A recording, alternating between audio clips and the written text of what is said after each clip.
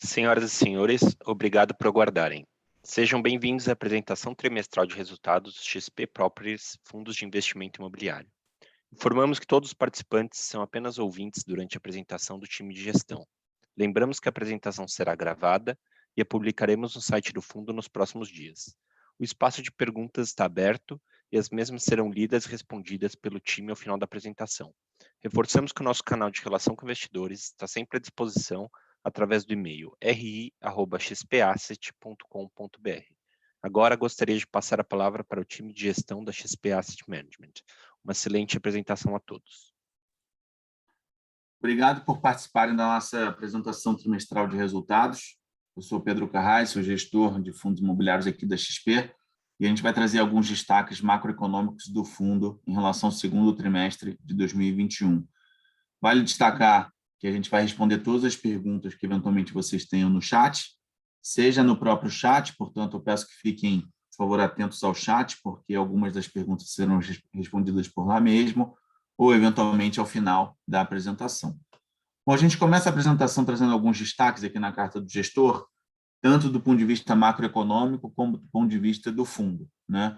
O segundo trimestre foi um trimestre que começou ruim e terminou bem. A gente começou o trimestre ainda no meio da segunda onda da pandemia, né, do Covid-19, mas encerrou com uma expectativa bastante boa, com uma recuperação econômica forte e com sucessivas variações, né, reestimativas do PIB para cima. A última estimativa indica um crescimento de 5,3% para 2021, o que é um crescimento satisfatório. A gente também percebe uma elevação dos índices de confiança, tanto do consumidor como do empresariado, nos últimos meses, o que, de alguma forma, contribui para o segmento imobiliário como um todo e também para o setor de lajes corporativas. A gente tem percebido, aos poucos, uma retomada da procura das empresas por escritórios, não somente por conta do avanço da vacinação, que tem sido acelerado e surpreendentemente positivo, depois aí de muito pessimismo ou muito ceticismo em relação ao avanço da vacinação. A gente tem visto um avanço relativamente rápido, principalmente na cidade de São Paulo, no estado de São Paulo, onde o fundo tem 100% dos seus ativos. A gente tem a previsão de 100% da população adulta, até a partir de 18 anos, ter acesso à primeira dose até domingo, depois de amanhã. E isso, de alguma forma, tem ajudado, junto com o aumento da confiança do empresariado, as empresas a voltarem a olhar potencialmente para escritórios. Do ponto de vista de juros, a gente tem acompanhado de perto as decisões do Copom.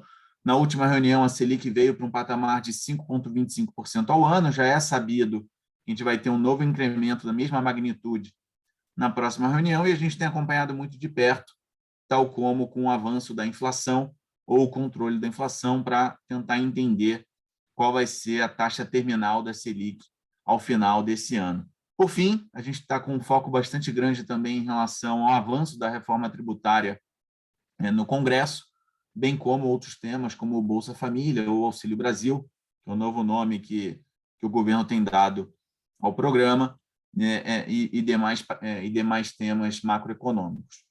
Do ponto de vista do fundo, a gente encerrou o segundo trimestre com um total de 1,44 centavos por cota distribuídos, o equivalente a 8,8% de yield, considerando o fechamento de junho, ou 7%, considerando o valor da última emissão. A gente vê hoje a cota bastante descontada em relação ao valor da última emissão, o que faz com que o yield fique bem elevado e gere uma oportunidade, na nossa visão, bastante boa.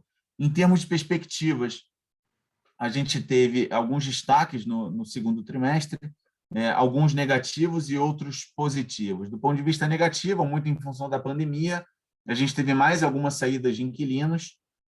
Dentre eles, a gente destaca a Idemitsu, que ocupava meio andar no edifício Santa Catarina, na Paulista. A gente teve a saída da Elopar, que ocupava um espaço no edifício Corporate Evolution, em Alphaville, e a gente teve o encerramento do contrato de 2 andares da B3, também em Alphaville, no edifício Hightower.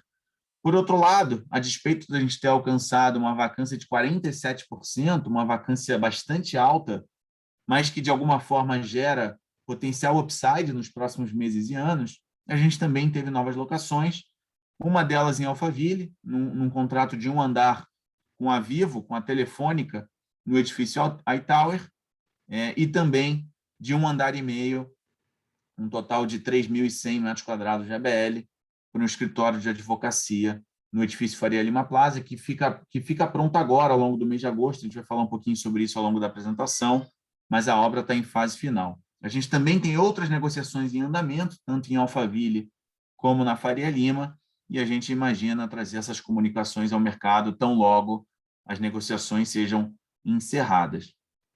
Por fim, a gente mantém 4% do ativo total em caixa, o equivalente a aproximadamente 27 milhões de reais. Vamos passar, por favor? Trazendo aqui alguns números, a gente encerrou o trimestre com os mesmos 76,7 mil metros quadrados de ABL que a gente tinha no final do trimestre passado. Na verdade, essa pequena correção se deu por um ajuste na área BOMA do Faria Lima Plaza, que está em obra, então foi feita uma nova medição e a gente ganhou alguns poucos metros quadrados. A vacância física, como eu já comentei, atingiu o patamar elevadíssimo de 47%. A gente tem trabalhado fortemente para reduzir essa vacância e, como eu comentei, tem algumas negociações em andamento, alguns contratos em negociação, e a inadimplência líquida permanece no patamar de 0%. No slide seguinte, a gente traz uma rápida linha do tempo. A gente já tinha destacado no último trimestre a segunda emissão de cotas do fundo e a aquisição do Faria Lima Plaza e do iTower. Acho que o último dado aqui importante é que a gente concluiu, conforme fato relevante já divulgado ao mercado, a emissão de um CRI no montante de 160 milhões no mês de junho de 2021, que serviu para pagar parte do saldo de preço que a gente devia no âmbito da aquisição do Faria Lima Plaza. Ao longo da apresentação, o Lucas vai trazer um pouco mais de detalhes desse saldo a pagar. Eu vou passar a palavra para o Lucas Paraviso, que trabalha com a gente no time de gestão, e vai dar continuidade à apresentação. Obrigado. Obrigado, Carras. Boa tarde a todos, agradeço a participação. Dando sequência, a gente traz a evolução do PIB, expectativa, então, de 2021 de crescer em torno de 5,3%. Essa expectativa tem sido revisada com frequência, inclusive pelo nosso próprio time macro, e hoje já é um consenso que esse 5,3 ainda não seja o número final, tem um potencial de chegar muito mais próximo dos 6%. Isso é resultado, obviamente, dessa retomada econômica e evolução do processo de vacinação. Então, há, sim, um certo otimismo na medida que os números têm mostrado nível no sentido de internações e mortes.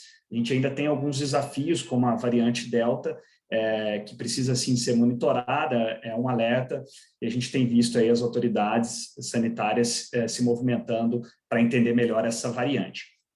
Em relação à política monetária, então, o desafio da inflação, ele está na mesa, ele está acontecendo. A gente vai entrar com mais detalhes sobre esses indicadores, os principais indexadores, inclusive de contratos. E com relação à Selic, a gente também vê a sinalização, como o Carras destacou, de mais crescimento, mais aumento dessa taxa, justamente para poder, dentro da política monetária, conter essa evolução, de certa forma, rápida da inflação. Em relação às contas públicas, a gente destaca que, para o Brasil, no geral, conseguir pegar esse nível de crescimento e robustez, é necessário o equilíbrio das contas públicas. Então, a gente olha com bastante cuidado e certa preocupação o limite do teto de gastos, é um ponto muito falado e muito discutido também pelos investidores estrangeiros que colocam capital no Brasil. É necessário o Brasil demonstrar e efetivamente apresentar o equilíbrio em termos desse teto de gasto. E, por fim, vale monitorar alguns aspectos importantes de curto prazo, como crise hídrica. Então, a gente está tendo aí processos naturais desfavoráveis e no Brasil a estimativa é de seca nos próximos meses. Falta de chuva é comum, mas neste momento a gente está atravessando uma questão climática um pouco mais complicada. Então, é necessário monitorar, porque isso acaba afetando o preço das commodities, quebra de safra, é uma série de consequências negativas. Em relação à política, a gente tem a CPI da Covid também rodando no curto prazo. E, no aspecto externo, a gente destaca o pacote de incentivos de infraestrutura dos Estados Unidos, que é um dos maiores compradores do Brasil. Então, certamente, quando ele investe em produção, em capacidade, ele acaba aumentando o consumo e acaba demandando também recursos para isso. No próximo slide, a gente traz a pesquisa industrial mensal. Esse é um indicador muito importante, mostra exatamente como está rodando a economia real.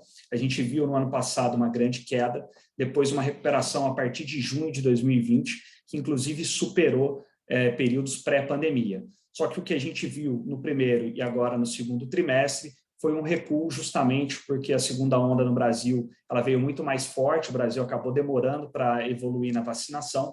Então, com isso, a indústria acabou recuando nos 2 primeiros trimestres, mas os analistas, no geral, entendem que nos próximos meses esse indicador deve voltar a crescer, justamente porque agora há uma certa estabilidade na pandemia e aí se espera realmente essa retomada mais forte da economia.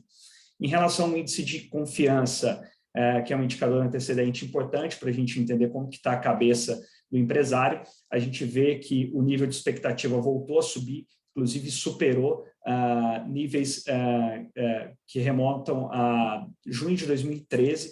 Então, ou seja, a expectativa agora está muito alta, justamente por esse, entre aspas, alívio, no sentido de que agora as coisas estão voltando a entrar nos trilhos. Então, com isso, se espera realmente mais investimento em produção e é isso que esse indicador acaba nos mostrando em termos de tendência, além de geração de empregos. No próximo slide, a gente traz os 2 principais indicadores de inflação, justamente, inclusive, para poder explicar um pouco das diferenças. A gente viu que em 2020 o IPCA ele veio muito baixo em comparação ao IGPM. O IGPM literalmente explodiu em 2020 em razão da questão cambial. A gente teve uma depreciação cambial muito forte em relação, devido à baixa taxa de juros. E aí, somado a isso, a gente teve todo o processo também de desequilíbrio da pandemia. Então, o indicador fechou em 23% IGPM em 2020 e esse ano ainda em 19,3%. O que a gente coloca aqui é que esse forte crescimento da inflação ele não tem apresentado características estruturais, e sim características temporárias. Por quê? Porque há um desequilíbrio muito grande na cadeia de produção entre oferta e demanda, então isso sim tem gerado muita pressão, e agora ainda mais na retomada, a gente ainda não tem um nível de produção equilibrado para as demandas que voltaram.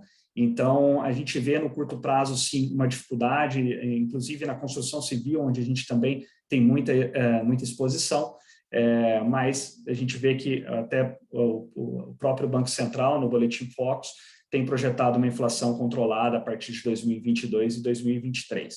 Por fim, a gente fecha com o CAGED, em termos de cenário macro, principal indicador a nível de positividade, no sentido que ele sempre superou mês pós mês, depois do início da pandemia, a questão de geração positiva de vagas. A partir de junho de 2020, esse indicador começou a mostrar uma grande reação.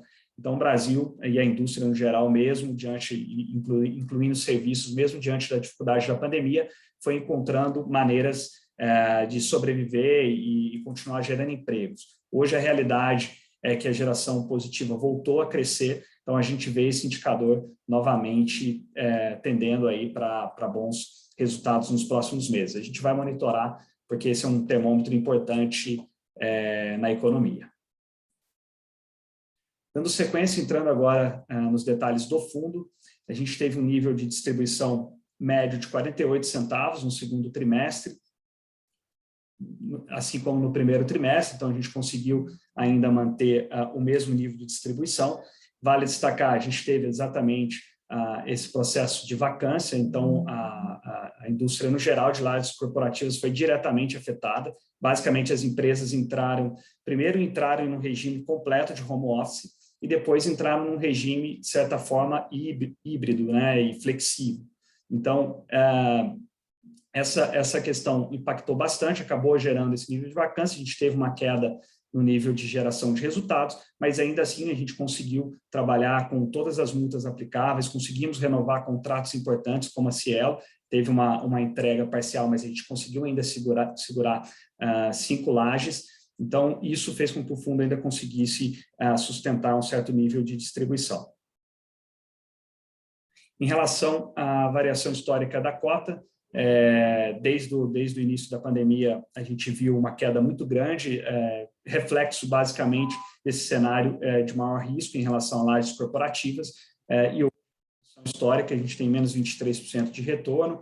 No mesmo período, o IFIX teve menos 6% de retorno. Então, de fato, essa estratégia ela sofreu mais do que o próprio IFIX, justamente porque ela dentro da pandemia, foi uma das estratégias mais afetadas, assim como a gente viu dias atrás em relação a hotéis.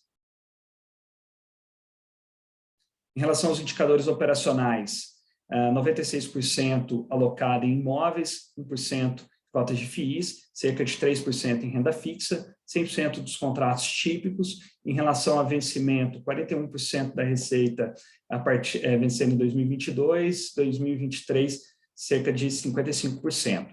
Em relação à revisional dos contratos, 46% elegíveis a partir de 2023, e a gente ali tem basicamente bastante controle sobre essa situação, na medida que a gente tem, por exemplo, em Alphaville, os 2 principais imóveis, então a gente consegue acompanhar bem a evolução dos nossos contratos em relação a valor de mercado. Então a gente consegue ter um bom nível de defesa aqui do nosso portfólio. Em relação ao índice de reajuste, 18% IPCA, 82% IGPM. Em relação ao mês de reajuste, a gente tem uma concentração maior no primeiro semestre.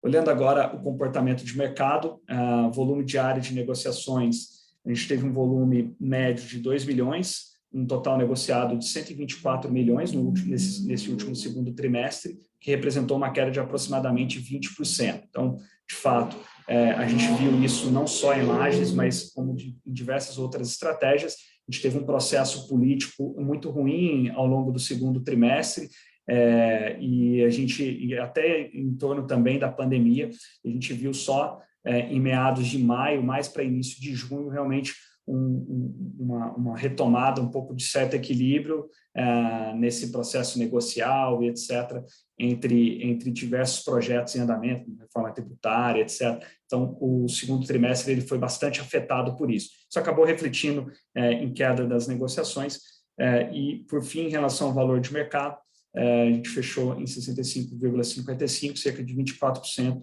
abaixo do valor patrimonial. Lembrando que na última demonstração financeira a gente já precificou também o processo de pandemia, então essa variação é em cima de uma cota patrimonial já ajustada via laudo, né, de empresa independente, já ajustada em relação ao cenário de maior estresse no curto prazo. Em relação à base de cotistas, 88% pessoas físicas, investidores por região, concentração no Sudeste 67%, e a gente fechou o segundo trimestre com 42.765 investidores, o que é cerca de 14% acima do que a gente fechou no trimestre anterior. Em relação ao fundo, a gente tem a distribuição das localizações. Temos 5 imóveis performados, um imóvel em construção, que a gente vai ver o detalhe na sequência, vacância física de 47%, 13 contratos de locação e área bruta total de 76.714 metros quadrados. Em relação ao percentual da receita, a gente tem 43% advindo do FL Plaza, a gente tem a renda mínima garantida, Cielo, 12%, MEC, HP, Elopar e o restante nos demais contratos. Vale lembrar que a gente, no relatório mensal, a gente traz o detalhe de todos esses contratos, a gente traz uma tabela completa de cada conjunto que o fundo possui, então quem tiver mais interesse em entender os locatários, as áreas, inclusive as áreas vagas também, a gente tem todos os detalhes lá, também disponível na CVM. E por fim, do setor de atuação, a gente tem uma concentração, o FL na questão do prêmio, então ele responde pela maior parte, mas serviços financeiros vem logo na sequência com 22%. Aqui a gente tem os imóveis performados no slide 21, então são cinco imóveis, a gente tem esse primeiro imóvel Rebouças alugado 100% para o Nubank, então o Nubank fez toda a sede lá e fez interessantes adequações, é realmente um prédio impressionante. A gente tem o iTower, também iTower e Evolution em Alphaville, com especificações de máxima qualidade, então são prédios muito bem vistos, e a gente tem agora com essa retomada, a gente tem recebido muitas consultas no iTower, inclusive a gente fechou a Vivo recentemente. A gente tem o Box, que hoje está vago, mas numa excelente localização, então a gente tem algumas estratégias em andamento para poder prospectar, e a gente tem Santa Catarina, que basicamente a região sofreu recentemente realmente um nível de vacância maior, crescente, uma região muito boa, mas que em relação à pandemia acabou ficando um pouco prejudicada, e a gente tem visto também que um início de recuperação na região. O nosso imóvel tem excelentes características, o prédio em si é um dos melhores prédios da Paulista, inclusive, então a gente tem uma boa expectativa também de voltar a alocá-lo.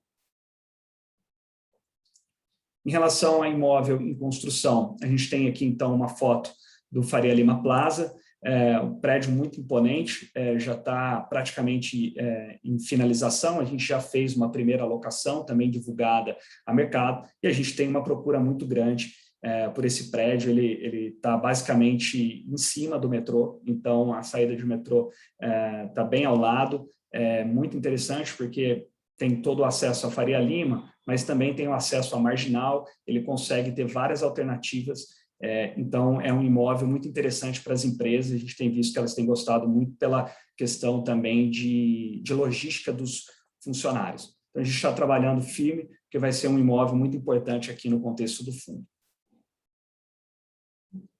Por fim, a gente traz as obrigações, então vale mencionar, essas obrigações estão muito relacionadas a essa ampliação do portfólio. Então, realmente, para a gente buscar um imóvel como o FL Plaza, seria necessário levantar recursos relevantes. Então, a maneira estratégica como a gente encontrou, mesmo diante das dificuldades, foi buscar essas emissões de CRI, e aí, basicamente, com o FL Plaza saindo e sendo alocado, a gente consegue criar aqui a capacidade de geração de renda, dentro de alavancagens que têm um nível de carência muito bom, na média de 36 meses de carência. Então, isso traz um conforto no sentido do fundo conseguir não só alocar o FL Plaza, como também recuperar as áreas que ficaram vacantes em razão da crise, e aí, com isso, o fundo ele vai se redesenhando, ganhando um imóvel que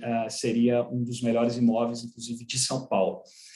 Então, aqui a gente tem o perfil de cada alavancagem, saldos devedores, a gente traz isso em todos os relatórios mensais, tá? E passaremos a trazer também no relatório trimestral, então fiquem à vontade para entrar no detalhe. A gente também tem os canais de RI, qualquer dúvida, vocês podem consultar. A gente colocou o código IF, que é justamente por esse código que vocês conseguem acessar todos os detalhes de cada emissão, e com isso a gente finaliza a apresentação e voltamos e ficamos à disposição para eventual outras perguntas. A gente no chat já praticamente respondeu todas, mas Carrasco, fica à vontade caso ainda tenha alguma remanescente.